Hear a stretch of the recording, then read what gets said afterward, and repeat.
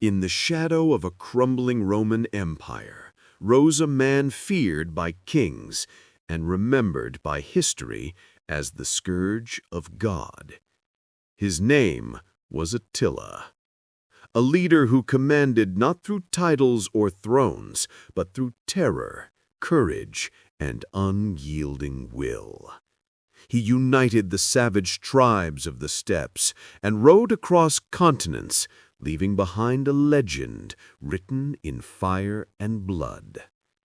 Born around the year 406, somewhere in the vast plains of Central Asia, Attila grew up surrounded by war, survival, and discipline. To the Huns, strength wasn't an option, it was a way of life. From a young age, he was taught to ride, fight, and conquer. No gold, no empire, no city was ever safe when the thunder of Hun horses echoed across the earth. But behind that fury was strategy. Attila wasn't just a barbarian, he was a tactician, sharp, decisive, and brutally efficient. When Attila became ruler, he transformed scattered tribes into one unstoppable force. He built alliances through fear and loyalty, and forged an empire that stretched from the Black Sea to the borders of France. He didn't believe in peace treaties, he believed in dominance. Rome feared him, the East paid him gold to avoid his wrath, and still he wanted more.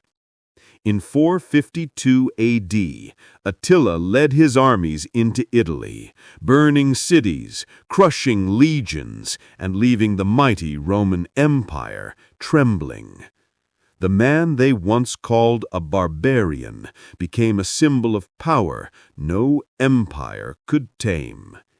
He was ruthless, yes, but in his own way, unstoppable. To his warriors, Attila wasn't a monster. He was a leader chosen by the gods themselves, a man who made the impossible possible. But like all who rise too high, his end came suddenly. In 453 A.D., the great conqueror died, not by sword or battle, but on the night of his wedding. No one truly knows how. Some say he was poisoned, others that fate itself silenced him, as if the world could bear his fury no longer. Yet even in death, his name lived on, a name whispered by priests and feared by kings. Attila, the Scourge of God. History remembers Attila as destruction incarnate, but look deeper and you'll see something else. A man who refused to be forgotten, who rose from nothing and carved his destiny with fire and steel. He didn't wait for permission, he took his place among legends.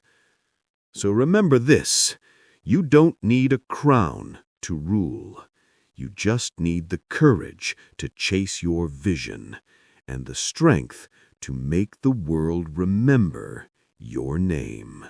Because the fire that burned in Attila burns in all who dare to rise.